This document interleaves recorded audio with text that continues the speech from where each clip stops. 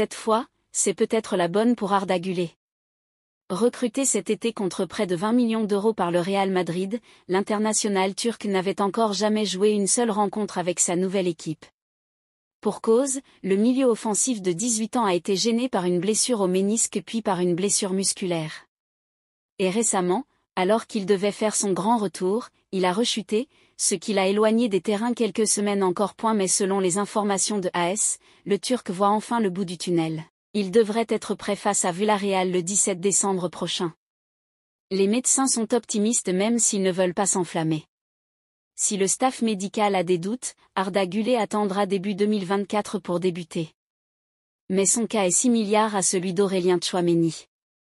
La blessure du Français évolue bien et il pourrait revenir dans le groupe en même temps qu'Arda Güler. Cette fois, c'est peut-être la bonne pour Arda Güler. Recruté cet été contre près de 20 millions d'euros par le Real Madrid, l'international turc n'avait encore jamais joué une seule rencontre avec sa nouvelle équipe. Pour cause, le milieu offensif de 18 ans a été gêné par une blessure au ménisque puis par une blessure musculaire.